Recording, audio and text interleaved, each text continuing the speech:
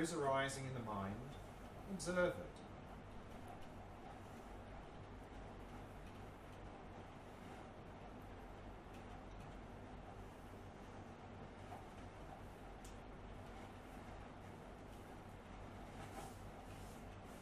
And if nothing is arising in the mind, observe that stillness.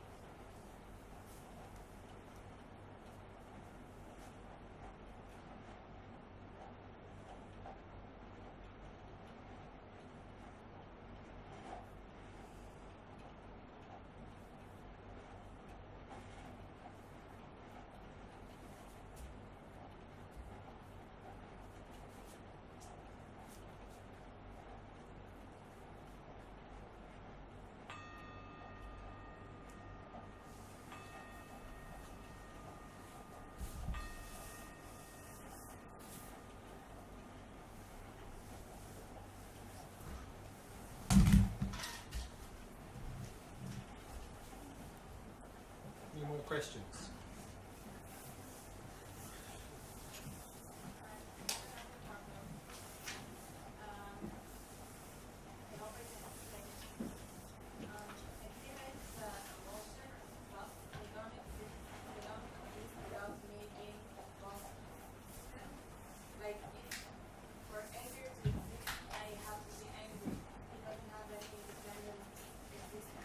Sure. And then very good. there's 1 second that I need to be angry for this anger to exist.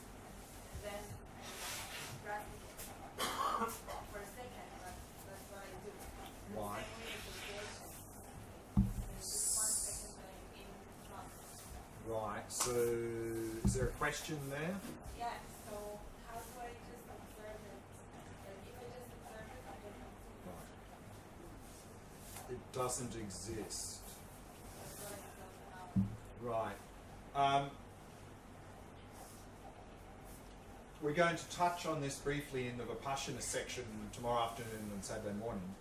Is for any mental affliction like anger, jealousy, craving, anxiety and so forth, for that to actually arise, it comes from grasping onto a false sense of me, grasping onto an independent me. So the long-term strategy to eliminate anger, jealousy, craving and so forth is to get rid of that. That's the long-term strategy. As part of the short-term strategy here, in the shamatha practice, we're developing the ability to not get caught up in it. And we can develop that quite well. The more we can observe to a point where if we develop this practice very well, we'll find that mental afflictions in our life won't arise very much. And when they do, they're very weak and they last a very short time, but they're still there. To get rid of them altogether, we have to get rid of this false grasping onto independent me. So that's a Vipassana practice. So here then, the goal, of course, in this practice is to develop a calm, clear, focused mind. And one of the side benefits is that it really does help us to dramatically reduce getting caught up in our mental afflictions. So I'm just holding it for a second, and then when I Yeah. see that it exists, Exactly. So see, soon as we see the anger, we're free of it. We're free of it because it's an object then. We're free of it. So simply seeing it, we're free. But of course, we have a very strong habit of identifying and grasping. So what you will notice initially is we're grasping very strong onto the anger and identifying with it. We start to see it a little bit, so the grasping starts to go, but then the grasping goes back. So you'll find there'll be a little bit of a sort of a tussle between actually seeing it and grasping. So you'll notice initially that there'll be more, the grasping, because that's our normal habit, is stronger. But as we do this more, the grasping will get weaker and weaker. So we'll notice that initially we'll probably get, the anger will be there, but maybe not as strong and not quite as long. But then as the more we can see it and be free of it, less time and less strong.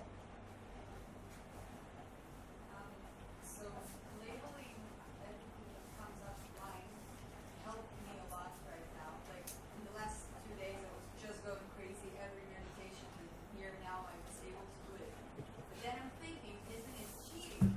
No. I'm actually just thinking the entire time, so I can concentrate on that.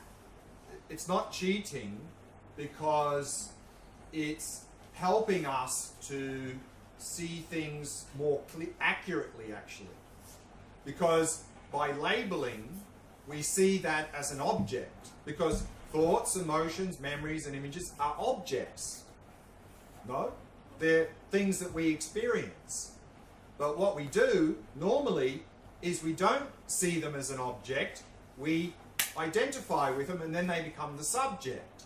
So actually labeling is helping us to more correctly see that for what it really is. Is this a crutch, or like in the future, is Yeah. this something that's going to go away? Yeah, so the actual labeling is something we do now to help avoid getting caught up, but then we can slowly let go of that, and then we can see all of these mental events as mental events without needing to label them. So it's a temporary measure and a useful one.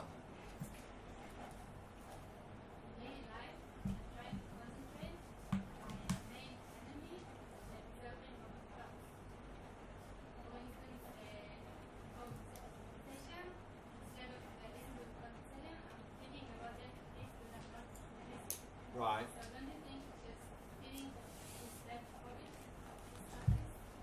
But in daily life, you are caught up in those thoughts. You're not observing them. So that's already an improvement. Because we can only resolve if we notice we're not actually, because maybe we're there and we're completely caught up and we don't realize that, then we're just lost. So the first step is to notice that we're caught up in the thoughts. So that's very good to notice that. And then of course is simply come back to whatever we are doing, whether we are, whatever that is. That's all, just simply keep coming back. And so this practice is helping us to not get caught away. So by doing this, you'll find that you'll be able to be more present with whatever your task is, or you're talking to someone, without getting caught away. Because this is helping us to be present with whatever's there. Do you understand? Yeah. This meditation for me is not so much fun. Much fun. And I know it's not a good. It's not fun. It's not a good excuse, but what can I Fun. say to myself to motivate myself to continue practicing? When you say it's not fun, It's not let's say other meditations, either they're more enjoyable or I understand the benefit of them, or Right. whatever. I have a taste of the benefit, and here it's. well, one thing we can definitely say about this meditation is not boring. I mean, the movie of the mind is always interesting. I mean, the breath, you could say, maybe could be a bit boring, but this, the mind is never boring. There's all sorts of stuff going on. But again, we really, if we find that we're very lazy with this sort of practice, again, we reflect on the benefits of this practice. Because if we can really do this practice, we're going to become the masters of our mind instead of the slaves of our mind. Now we're really tormented by our own mind, and by doing this practice, we'll really become the masters of our mind. Our mind will naturally become more quiet and still. So to reflect on these sorts of benefits is very helpful. And then there was something else to your question, something about... I was just asking, how can I motivate myself if I don't have a good feeling?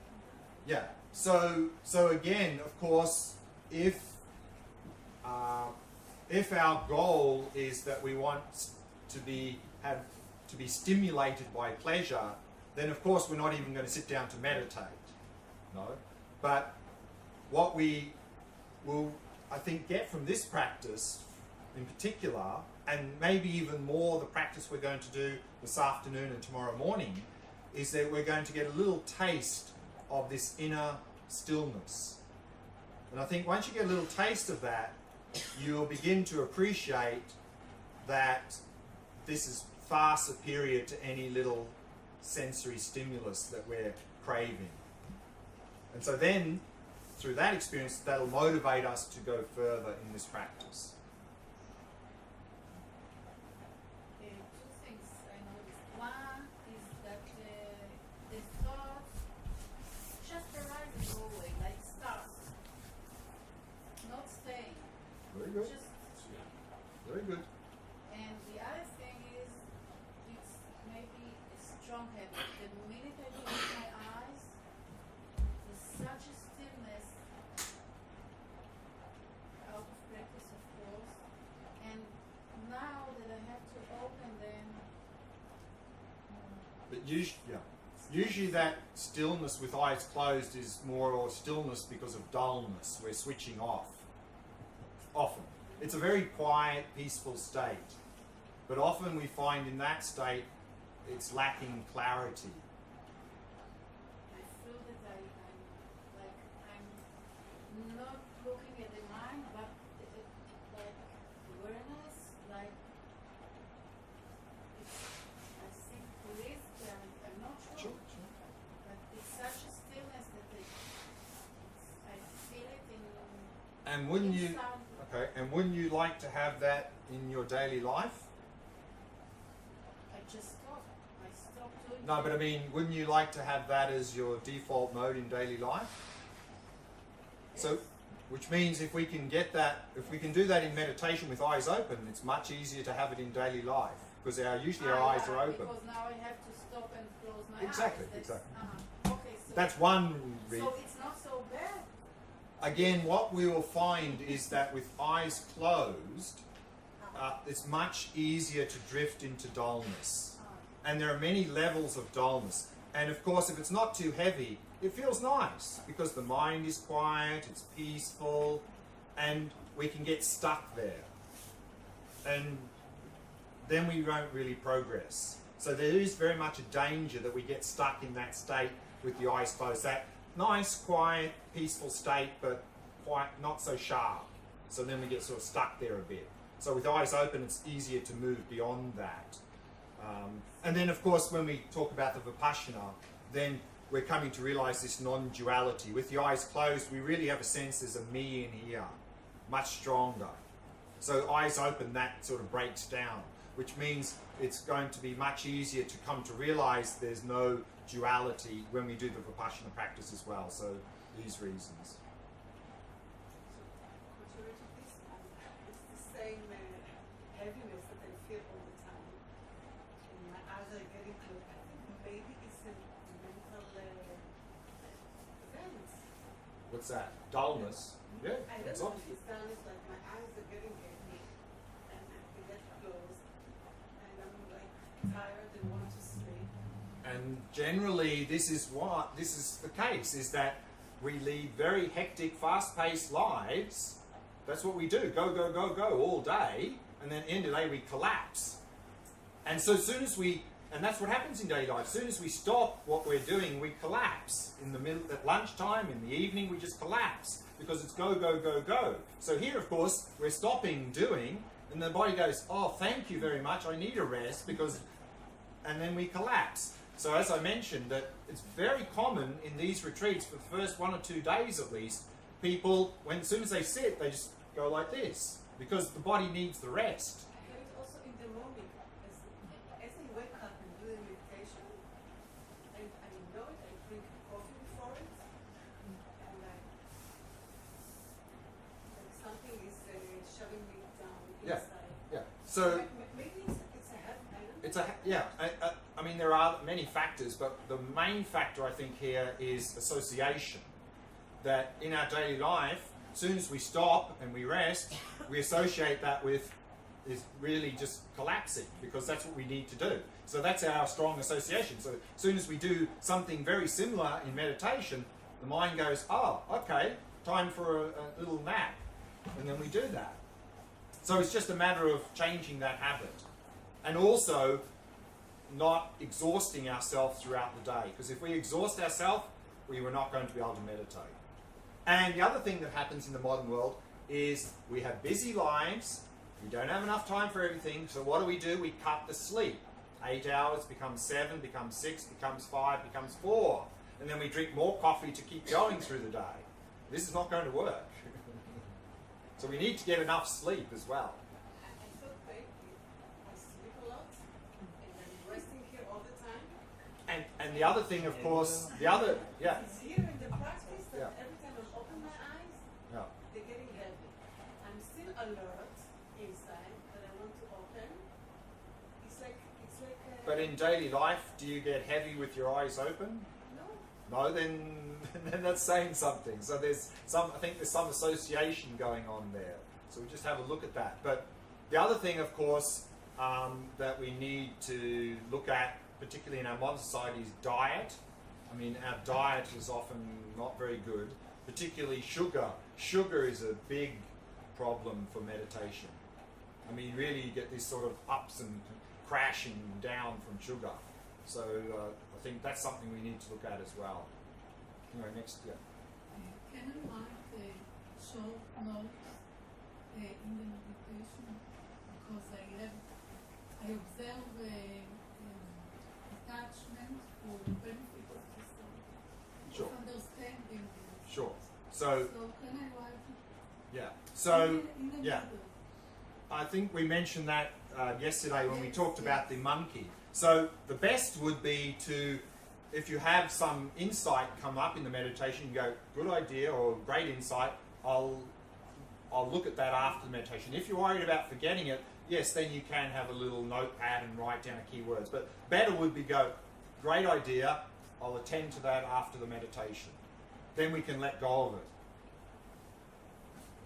Down the back last, yeah. It's hard to separate the mere observing and not get involved into analytical thought.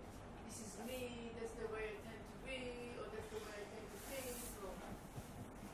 Yeah, I mean, often in our modern society, we like to figure out everything. So, shamatha practice is not the time to figure out things.